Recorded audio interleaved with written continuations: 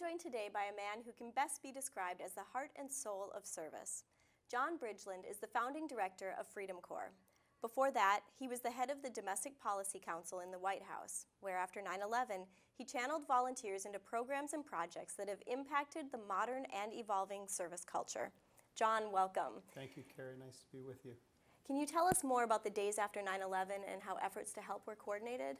Sure. So on 9/11, I found myself unexpectedly in the President's Emergency Operations Center below the White House as the Secretary of Transportation was grounding every plane in and coming into the United States. And I went over to the Federal Emergency Management Agency to check up on the response that was ongoing to the Pentagon in New York City and a town we would later learn was called Shanksville, Pennsylvania. And we discovered that senior management was out at a conference in Colorado discussing what would happen if terrorists struck the United States. And yet there were these wonderful civil servants there, the people who serve across administrations and government. And they were doing, they had everything under control. And I brought back to the president for him to sign the emergency declaration releasing aid to all these areas. So that was the first big government response.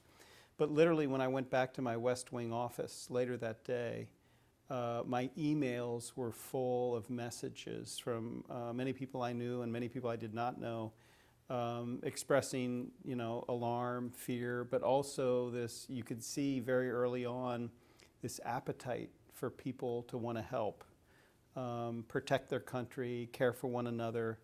And literally the White House operators, with whom I also spoke the next day, told me thousands of calls were coming into the White House saying, what can we do to help? And how can we volunteer our time and our energy and our resources to knit this country back together and keep it safe and strong? That's a really huge outpouring of response. I remember when it happened, and everyone that I knew wanted to do something, and I didn't realize people were also reaching out to the White House. It's true. When I went to Ground Zero, New York City, I met couples who had driven literally for 3-4 straight days from Seattle, from every reach of the country into these areas to set up staging grounds to help serve food and water and beverages to the first responders who were working 24/7. And in fact, there was such an outpouring of love and support and volunteering that they had to set up a trucking operation to take the excess of American compassion away, because it was some of the early efforts were actually interfering with the response efforts, which is typically American, right? Right. 9/11 has become a day of remembrance and service, and a national day to pay tribute to victims and honor those who rose up in service in response to the attacks. The 9/11 Day of Service and Remembrance was a day where the community truly came together to take something so tragic and then make it positive. Your nails, your hammering, your sweat, and your love transforms into something really tangible, into a house. It's an extraordinary experience.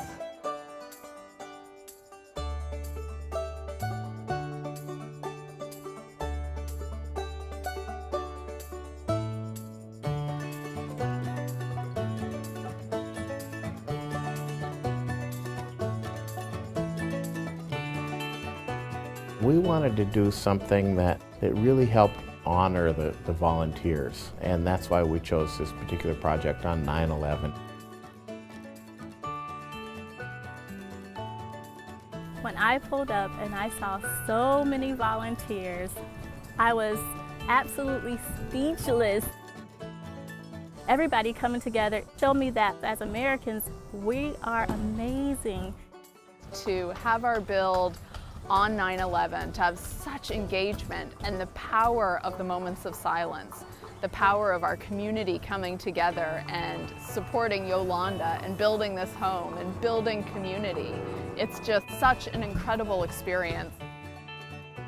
My home is being built, and it's everything that I imagined, but so much more, because I never thought I'd get it this way and have so many people to come out. And I'm so thankful to have it that.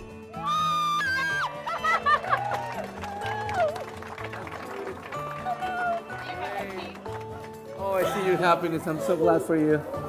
This is more than a house to me. It's a start at a brand new life, brand new future. I can never repay you enough.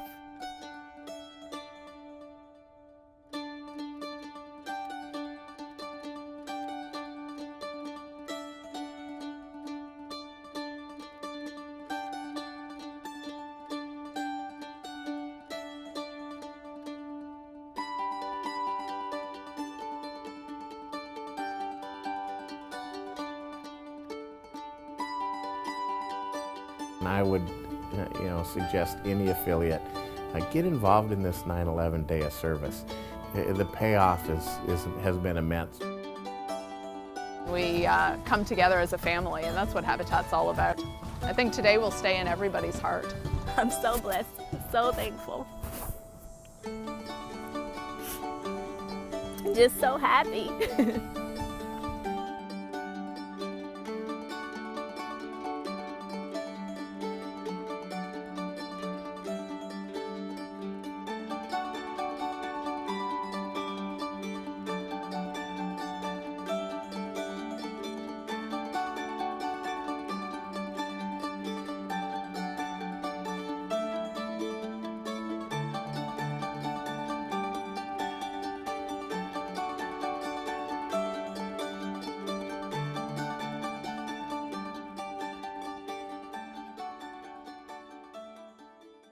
I was born on 9/11. On September 11, 2001. 3:39 in the morning. 3 in the morning.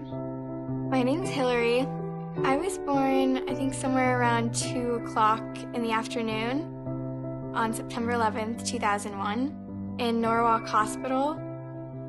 I know a lot of people who go to my school and lost their parents or other family members in 9/11. I would hope people can realize how much the world has grown, how things can transform. I like looking for the best in things. If we all do good deeds on 9/11, it'll add up. Doing something good makes me realize I have the power to change things and that there's really nothing stopping me. It's sort of become a part of who I am. I was born on 9/11. This 9/11 day, remember to do one good deed.